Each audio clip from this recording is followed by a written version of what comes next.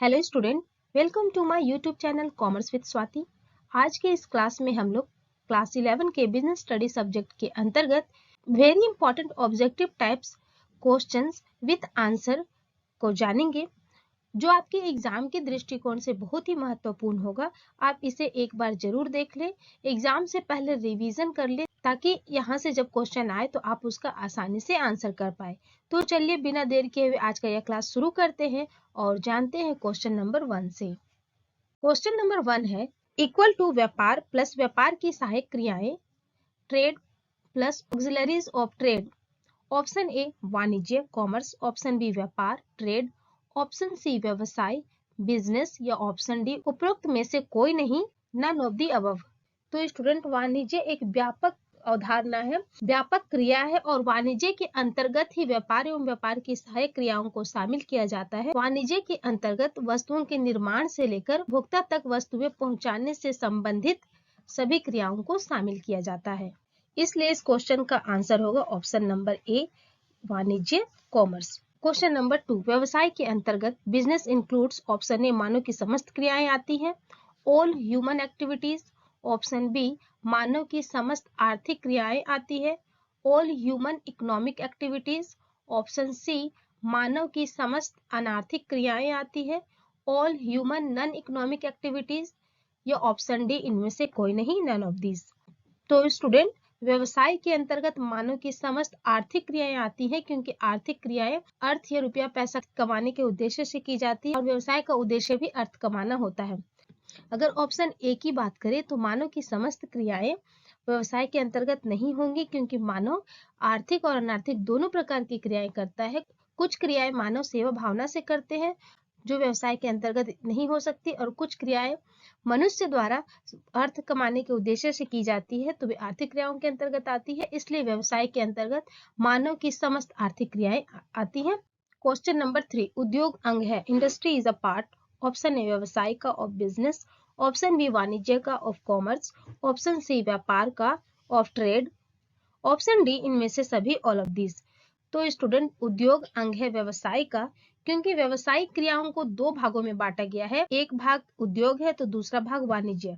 उद्योग के अंतर्गत 3 प्रकार के उद्योग आते हैं, प्राथमिक उद्योग, गौण उद्योग और तृतीयक उद्योग। उसी प्रकार वाणिज्य के अंतर्गत 2 प्रकार की क्रियाएं आती हैं, व्यापार एवं व्यापार की सहायक क्रियाएं। इसलिए उद्योग अंग है व्यवसाय का, ऑप्शन ए इस क्वेश्चन का आंसर होगा। क्वेश्चन नंबर 4, निम्न में से कौन सी सहायक क्रिया जोखिम की बाधा को दूर करती है? Which of the following auxiliary to trade provides protection from risk? Option A परिवहन तथा संदेश वाहन, transport and communication, option B बीमा इंश्योरेंस, ऑप्शन सी बैंकिंग, या ऑप्शन डी विज्ञापन एडवर्टाइजिंग। तो स्टूडेंट, जोखिम से संबंधित बाधा को दूर करने का कार्य इंश्योरेंस करती है, बीमा करती है, इसलिए इस क्वेश्चन का आंसर ऑप्शन नंबर बी होगा। बात करें अगर ऑप्शन ए की, तो ये परिवहन और संदेश वाहन व्यापारिक क्रियाओं को सुगमता पूर्वक चलाने के लिए परिवहन और संदेश वाहन की सुविधा उपलब्ध कराती है। बैंकिंग व्यापारिक क्रियाओं को वित्त उपलब्ध कराती है, और विज्ञापन वस्तुओं एवं सेवाओं के प्रचार करने में सहायक होते हैं, इसलिए ऑप्शन बी इस क्वेश्चन का आंसर होगा। क्वेश्चन नंबर 5, आचार संहिता में सम्मिलित नहीं किया जाता है। Code of conduct does not include, option A नियम रूल्स, ऑप्शन बी बेईमानी डिसऑनेस्टी, ऑप्शन सी सत्यनिष्ठा इंटीग्रिटी, या ऑप्शन डी नैतिकता मोरालिटी। तो स्टूडेंट, आचार संहिता में बेईमानी को शामिल नहीं किया जाता है, इसलिए ऑप्शन बी इस क्वेश्चन का आंसर होगा।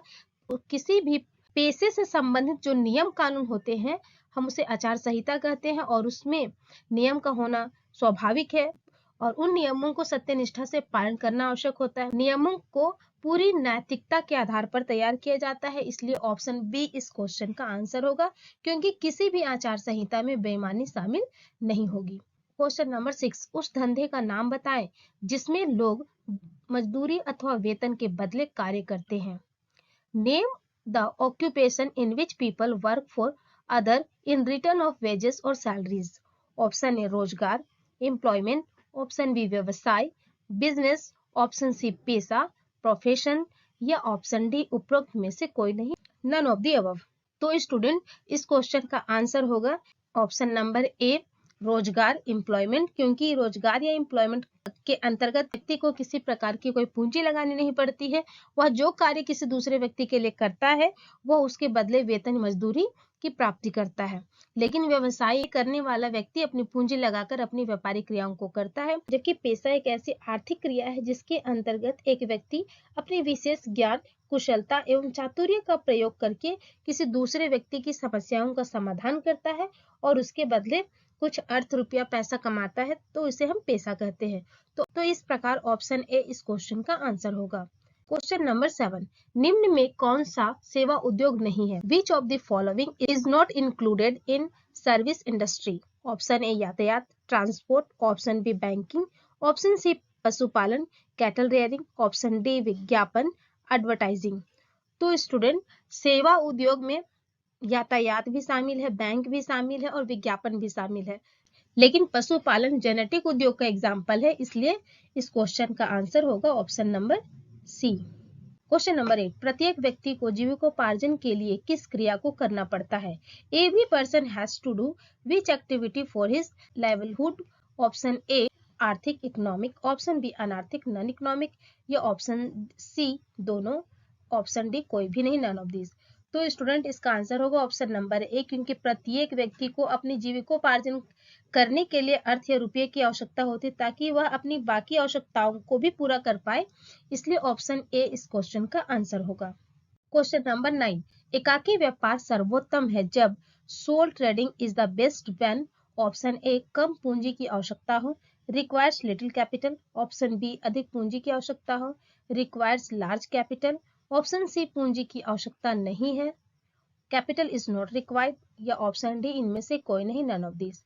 तो स्टूडेंट, इस क्वेश्चन का आंसर होगा ऑप्शन नंबर ए, क्योंकि कम पूंजी की आवश्यकता एकाकी व्यापार में होती है, क्योंकि एकाकी व्यापार साझेदारी या कंपनी की तुलना में छोटा होता है, क्योंकि अकेला व्यक्ति उस व्यापार का मालिक होता है, सिर्फ उसकी ही पूंजी व्यापार में लगी होती है और एक अकेला व्यक्ति के पास पूंजी की मात्रा भी कम होगी, इसलिए एकाकी व्यापार सर्वोत्तम है कम पूंजी वालों के लिए।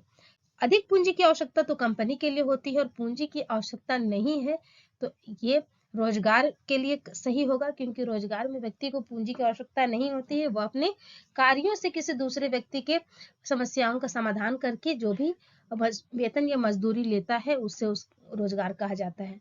तो इस प्रकार ऑप्शन ए इस क्वेश्चन का आंसर होगा। क्वेश्चन नंबर 10, संयुक्त हिंदू परिवार में नियंत्रण एवं प्रबंध होता है।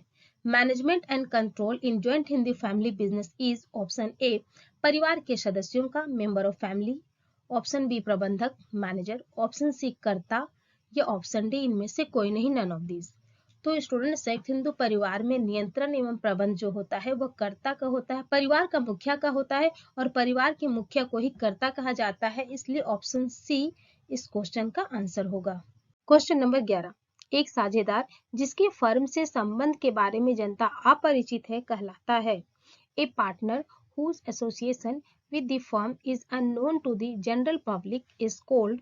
ऑप्शन ए सक्रिय साझेदार, एक्टिव पार्टनर, ऑप्शन बी सुषुप्त साझेदार, स्लीपिंग पार्टनर, ऑप्शन सी नाममात्र साझेदार, नॉमिनल पार्टनर, या ऑप्शन डी गुप्त साझेदार, सीक्रेट पार्टनर। तो स्टूडेंट, गुप्त साझेदार इस क्वेश्चन का आंसर होगा, यानी कि ऑप्शन नंबर डी, क्योंकि जिस साझेदार के बारे में जनता परिचित नहीं होती है, नहीं जानती है, तो वह साझेदार गुप्त साझेदार कहलाता है, इसलिए ऑप्शन डी इस क्वेश्चन का आंसर होगा। क्वेश्चन नंबर 12, हिंदू विधान का दाय भाग संप्रदाय राज्य में लागू होता है। Dayabhaga school of Hindu law is applicable in state? Option A Assam, Bengal, Odisha, option B Jammu एवं कश्मीर, ऑप्शन सी उत्तराखंड, या ऑप्शन डी झारखंड। तो स्टूडेंट, हिंदू विधान का जो दायभाग संप्रदाय है वो असम, बंगाल, उड़ीसा राज्य में लागू होता है, इसलिए ऑप्शन ए इस क्वेश्चन का आंसर होगा। क्वेश्चन नंबर 13, सहकारी समिति का पंजीयन कराना है। Registration of cooperative society is? Option A अनिवार्य कंपलसरी, ऑप्शन बी ऐच्छिक ऑप्शनल, ऑप्शन सी आवश्यक नेसेसरी, या ऑप्शन डी अनावश्यक अननेसेसरी। तो स्टूडेंट, सहकारी समिति का जो पंजीयन है, रजिस्ट्रेशन, वह कराना अनिवार्य है, कंपलसरी है, इसलिए ऑप्शन ए इस क्वेश्चन का आंसर होगा। सहकारी समिति में सदस्यों का दायित्व होता है। Liability of member of cooperative society is? Option ए सीमित लिमिटेड, ऑप्शन बी असीमित अनलिमिटेड, ऑप्शन सी कोई दायित्व नहीं नो लायबिलिटीज, ऑप्शन सी इनमें से कोई नहीं, none of this.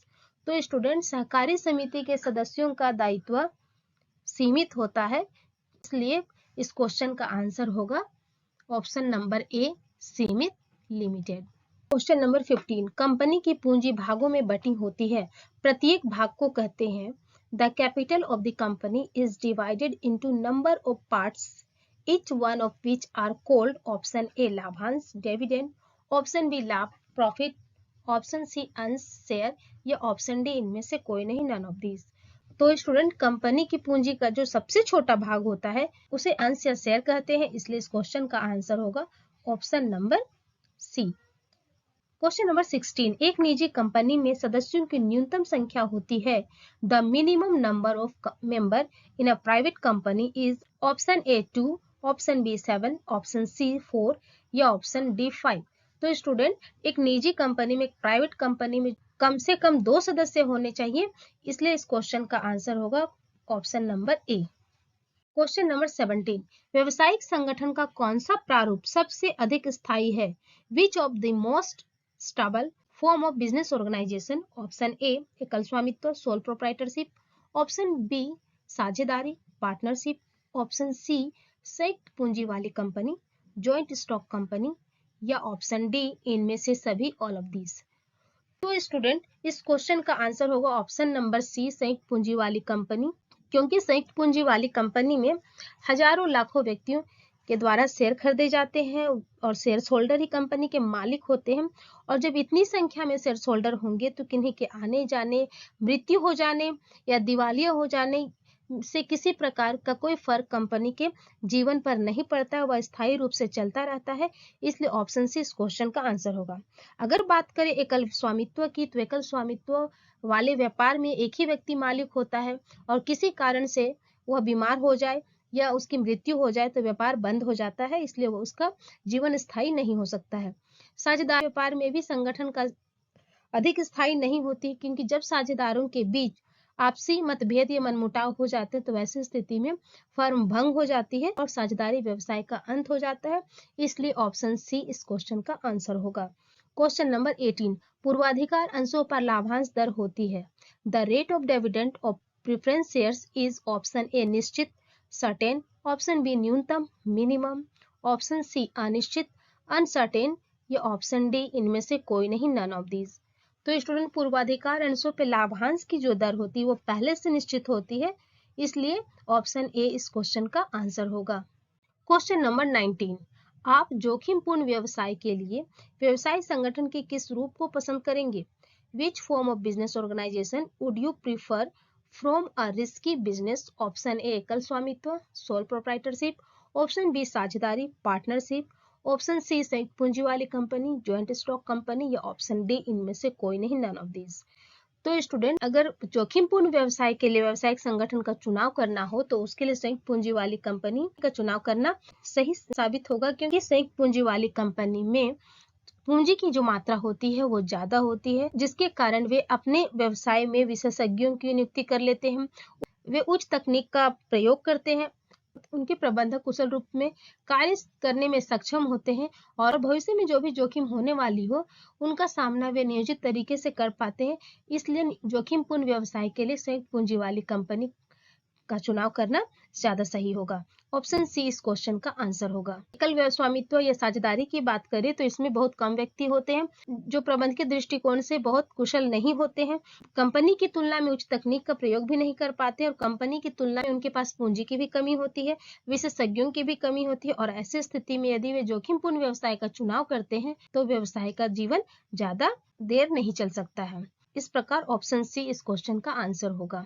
Question number 20, निजी उपक्रम में अंकेक्षण करना है in a private enterprise, audit is option A अनिवार्य, कंपलसरी, ऑप्शन बी ऐच्छिक, ऑप्शनल, ऑप्शन सी अनावश्यक, अननेसेसरी, या ऑप्शन डी इनमें से कोई नहीं, नन ऑफ दीज। तो स्टूडेंट निजी उपक्रम की बात करें तो प्राइवेट कंपनी या प्राइवेट एंटरप्राइजेस में अंकेक्षण करना आवश्यक नहीं है, अनिवार्य नहीं है, क्योंकि जो भी उपक्रम के लाभ हानि होंगे वो निजी व्यक्ति तक ही सीमित होते हैं, अपने रिश्तेदार या घर के लोग ही उस कंपनी के मेंबर होते हैं, तो ऐसी स्थिति में अंकेक्षण करना उतना आवश्यक नहीं होता है। लेकिन निजी उपक्रम चाहे तो अंकेक्षण का कार्य करा सकते हैं, इसलिए यह ऐच्छिक होता है। इस प्रकार ऑप्शन बी इस क्वेश्चन का आंसर होगा। क्वेश्चन नंबर 21, पार्षद अंतर नियम के अभाव में लागू होती है। In the absence of article of association applies option A तालिका F table F, option B तालिका C table C, option B तालिका बी टेबल बी, या ऑप्शन डी तालिका डी ऑप्शन डी। तो स्टूडेंट इस क्वेश्चन का आंसर होगा option number A यानी कि टेबल एफ, क्योंकि भारतीय कंपनी अधिनियम की प्रथम अनुसूची में दी गई टेबल एफ के सारे नियमों का पालन किसी कंपनी को उस समय करना पड़ता है जब उन्होंने पार्षद अंतर नियम तैयार नहीं किए हों या पार्षद अंतर नियम किसी विषय पर मौन हो, तो ऐसी स्थिति में टेबल एफ के नियमों का पालन करना आवश्यक होता है। क्वेश्चन नंबर 22, कंपनी जिसका व्यवसाय या उत्पादन एक देश से अधिक में होता है, कंपनी whose business और production links are in more than one country, option A बहुराष्ट्रीय company multinational company, option B विदेशी company foreign company, option C राष्ट्र कंपनी नेशनल कंपनी, या ऑप्शन डी इनमें से कोई नहीं, नन ऑफ दीज। तो स्टूडेंट अगर कंपनी किसी व्यवसाय या उत्पादन एक देश से अधिक देश में करती है तो वैसी कंपनी को विदेशी कंपनी कहा जाता है, इसलिए ऑप्शन बी इस क्वेश्चन का आंसर होगा। क्वेश्चन नंबर 23, एक सरकारी कंपनी वह कंपनी है जिसमें सरकार की उस कंपनी की चुकता अंश पूंजी में हिस्सेदारी से कम नहीं है। A government company is any company in which the paid up capital held by the government is not less than, option A 49%, option B 50%, option C 51%, या ऑप्शन डी 25%।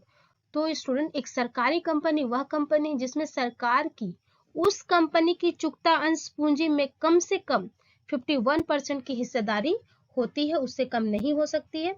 तो ऑप्शन सी इस क्वेश्चन का answer होगा। Question number 24, व्यवसायी के लिए सबसे उपयुक्त खाता है। The most suitable account for a businessman is, option A स्थायी जमा खाता fix deposit account, option B चालू खाता करंट अकाउंट, ऑप्शन सी बचत खाता सेविंग अकाउंट, या ऑप्शन डी इनमें से सभी ऑल ऑफ दीज। तो स्टूडेंट इसका आंसर होगा ऑप्शन नंबर बी यानी कि चालू खाता करंट अकाउंट। वो इसलिए क्योंकि चालू खाता या करंट अकाउंट में व्यवसायी बैंक में कितनी बार जाकर अपने रुपए खाते से निकाल सकता है या जमा कर सकता है। निकालने और जमा करने में उन्हें किसी प्रकार का प्रतिबंध नहीं होता है, इसलिए वह सुविधा अनुसार इस खाते को मेंटेन करते हैं।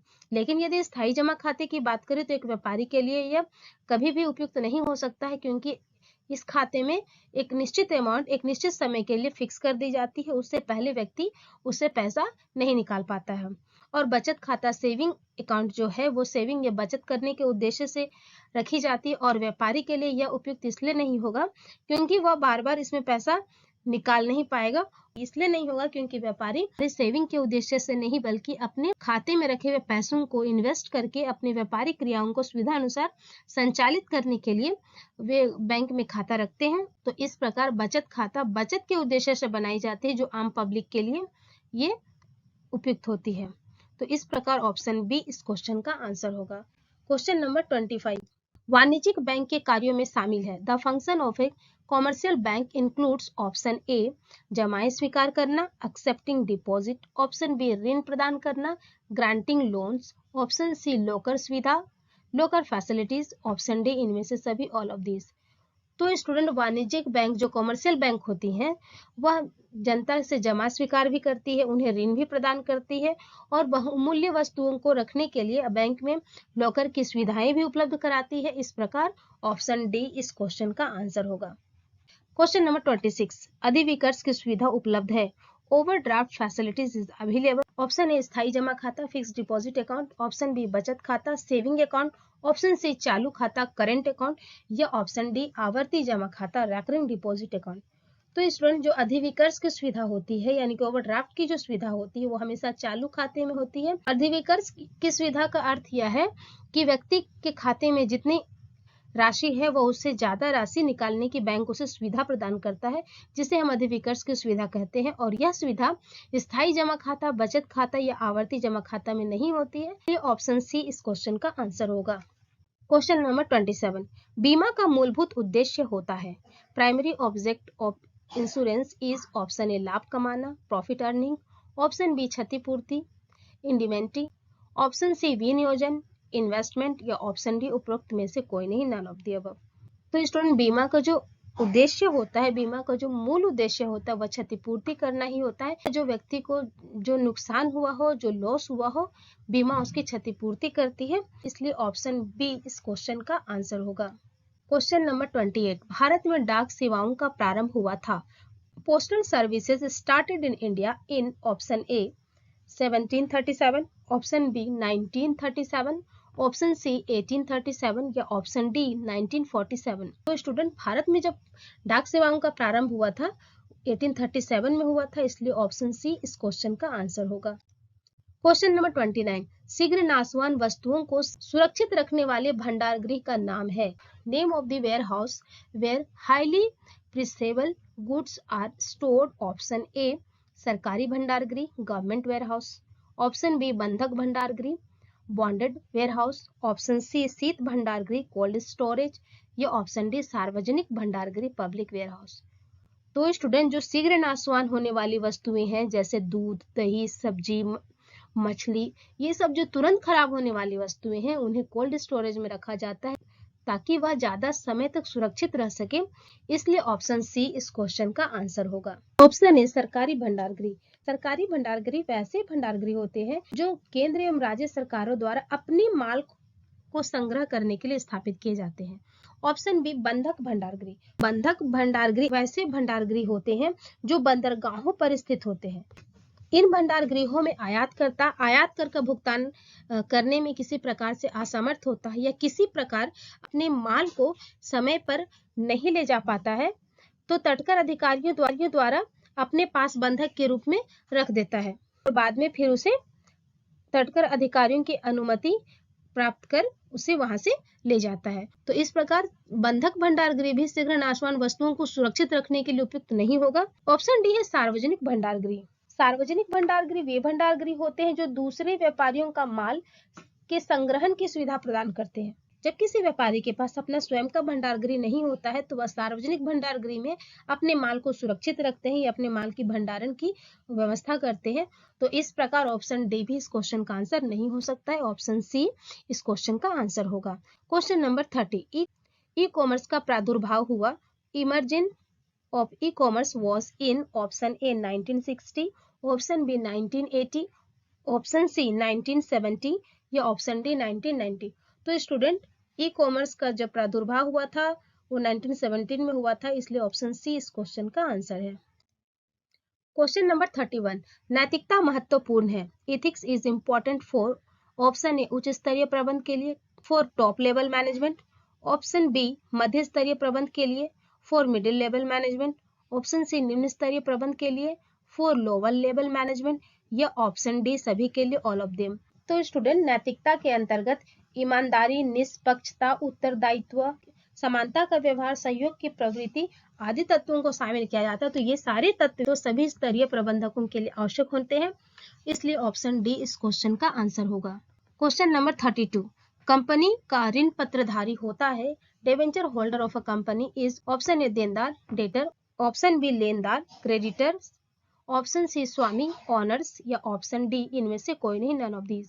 तो स्टूडेंट सबसे पहले तो ये जान ले ऋण पत्रधारी कौन है। ऋण पत्रधारी वे व्यक्ति होते हैं जो कंपनी को एक निश्चित ब्याज पर ऋण उपलब्ध कराते हैं। तो इस प्रकार कंपनी के लिए ऋण पत्रधारी एक प्रकार के लेनदार होते हैं क्योंकि कंपनी को उनके ऋणों को ब्याज सहित भुगतान करना होता है, इसलिए ऑप्शन इस क्वेश्चन का आंसर होगा। क्वेश्चन नंबर 33, निम्नलिखित कंपनियों में से कौन सी कंपनियां पार्षद अंतर्नियम के स्थान पर तालिका F को अपना सकती है। From the following companies, which companies can follow table F instead of articles of association? Option A सार्वजनिक सीमित कंपनियां, public limited companies, option B निजी सीमित कंपनियां, private limited companies, option C guarantee द्वारा सीमित कंपनियां, companies limited by guarantee, option D इनमें से कोई नहीं, नन ऑफ दीज। तो स्टूडेंट सार्वजनिक सीमित कंपनियां जो है वो पार्षद अंतर्नियम ना बनाकर भारतीय कंपनी अधिनियम की अनुसूची 1 में उल्लिखित टेबल F के नियमों का पालन कर सकती है, इसलिए ऑप्शन ए इस क्वेश्चन का आंसर होगा। क्वेश्चन नंबर 34, GDR होता है। GDR इज ऑप्शन ए भारतीय मुद्रा में, in Indian currency, option B pound में, in pound, option C dollar में, इन डॉलर, या ऑप्शन डी इनमें से कोई नहीं, नन ऑफ दीज। तो स्टूडेंट जीडीआर का फुल फॉर्म है ग्लोबल डिपोजिटरी रिसिप्ट, यानी कि सार्वभौमिक जमाकर्ता प्राप्ति। तो स्टूडेंट जीडीआर एक ऐसा प्रमाण पत्र है जो भारत के बाहर विदेशी पूंजी प्राप्त करने के लिए अमेरिकी डॉलर में विदेशी जमाकर्ता बैंकों के द्वारा निर्गमित किया जाता है, और ये अमेरिकन डॉलर में निर्गमित होते हैं। इसलिए इस क्वेश्चन का आंसर होगा option number C. Question number 35, संतुलित क्षेत्रीय विकास में निम्न में से कौन सहायक है? Which of the following is helpful in balanced regional development? Option A दीर्घ उत्तरीय व्यवसाय, large scale business, option B लघु व्यवसाय small business, option C companies, option D इनमें से कोई नहीं, नन ऑफ द अबव। क्योंकि लघु उद्योग भारत के आर्थिक विकास में बेरोजगारी को दूर करने में महत्वपूर्ण भूमिका निभाते हैं, और संतुलित क्षेत्रीय विकास के लिए लघु व्यवसाय सहायक होती है। ऑप्शन बी इस क्वेश्चन का आंसर होगा। क्वेश्चन नंबर 36, सुपर बाजार उदाहरण है। Super bazaar are example of, option A विभागीय भंडारों के डिपार्टमेंटल स्टोर्स, ऑप्शन बी डाक द्वारा व्यापार के mail order business, option C बहुसंख्यक दुकानों के मल्टीपल शॉप्स, या ऑप्शन डी इनमें से कोई नहीं, नन ऑफ दीज। तो स्टूडेंट सुपर बाजार जो है वो विभागीय भंडार के एग्जाम्पल है। क्वेश्चन नंबर 37, फुटकर व्यापारी माल बेचता है। Retailer sells goods to, option A उपभोक्ताओं का, कंज्यूमर्स, ऑप्शन बी उत्पादकों का, प्रोड्यूसर्स, ऑप्शन सी थोक व्यापारियों का, होलसेलर्स, या ऑप्शन डी इनमें से कोई नहीं, नन ऑफ दिस। तो स्टूडेंट फुटकर व्यापारी हमेशा उपभोक्ताओं को माल बेचते हैं, उपभोक्ताओं से प्रत्यक्ष रूप से संबंधित होते हैं। ये थोक व्यापारियों से माल खरीदते हैं और उपभोक्ताओं को बेचते हैं, इसलिए ऑप्शन ए इस क्वेश्चन का आंसर होगा। क्वेश्चन नंबर 38, मूल्य के उतार चढ़ाव को नियंत्रित करता है। Price fluctuations are controlled by, option A थोक व्यापारी, होलसेलर, ऑप्शन बी फुटकर व्यापारी, रिटेलर, ऑप्शन सी निर्माता मैन्युफैक्चरर, या ऑप्शन डी इनमें से कोई नहीं, नन ऑफ दिस। तो स्टूडेंट मूल्य के जो उतार चढ़ाव होते हैं उन्हें थोक व्यापारी नियंत्रित करते हैं। तो इस प्रकार इस क्वेश्चन का आंसर होगा ऑप्शन नंबर ए। क्वेश्चन नंबर 39, जब आयात निर्यात की तुलना में अधिक होगा तो व्यापार संतुलन, when import exceed the export then balance of trade will be, option A अनुकूल होगा फेवरेबल, ऑप्शन बी प्रतिकूल होगा इनफेवरेबल, ऑप्शन सी सामान्य होगा नॉर्मल, या ऑप्शन डी इनमें से कोई नहीं, नन ऑफ दिस। तो स्टूडेंट जब आयात की तुलना में निर्यात ज्यादा होगा, यानी कि आयात कम खरीदना पड़े और ज्यादा बिक्री करनी पड़े, जब दूसरे देशों से कम क्रय करना पड़े और उन्हें ज्यादा निर्यात या बेचना पड़े, तो वैसी स्थिति में हमारा जो व्यापारिक संतुलन होगा वो अनुकूल होगा, इसलिए ऑप्शन ए इस क्वेश्चन का आंसर होगा। क्वेश्चन नंबर 40, इंडेंट वह प्रपत्र है जो, indent is that document which is, option A आयातकर्ता द्वारा निर्यातकर्ता एजेंट को दिया जाता है, given by importer to exporter agent, option B आयातकर्ता द्वारा सीधे उत्पादक को दिया जाता है, given by importer to direct producer, option C निर्यातकर्ता द्वारा आयातकर्ता को दिया जाता है, given by exporter to importer, option D इनमें से कोई नहीं, नन ऑफ दिस। तो स्टूडेंट इंडेंट एक ऐसा प्रपत्र है जो आयातकर्ता द्वारा निर्यातकर्ता एजेंट को दिया जाता है, इसलिए ऑप्शन ए इस क्वेश्चन का आंसर होगा। तो इस प्रकार आज के क्लास में हम लोगों ने क्लास 11 के बिजनेस स्टडी सब्जेक्ट के कुल 40 महत्वपूर्ण क्वेश्चंस, एमसीक्यूज क्वेश्चन के आंसर को डिटेल में जाना, जो आपके एग्जाम के दृष्टिकोण से बहुत ही महत्वपूर्ण है। इसी प्रकार मैंने 3 सेट इस चैनल में अपलोड किया है, जिसका लिंक आपको डिस्क्रिप्शन में मिल जाएगा। आप एग्जाम से पहले इन तीनों सेट को जरूर रिवीजन कर ले, देख ले, ताकि आपके एग्जाम में जब यहाँ से क्वेश्चन आए तो आप उसका आंसर दे पाए। अगर आपको क्लास अच्छा लगा हो तो प्लीज इसे लाइक करें, अपने दोस्तों को शेयर करें, और यदि चैनल पे नए हैं तो चैनल को जरूर सब्सक्राइब करें। Thank you for watching this video.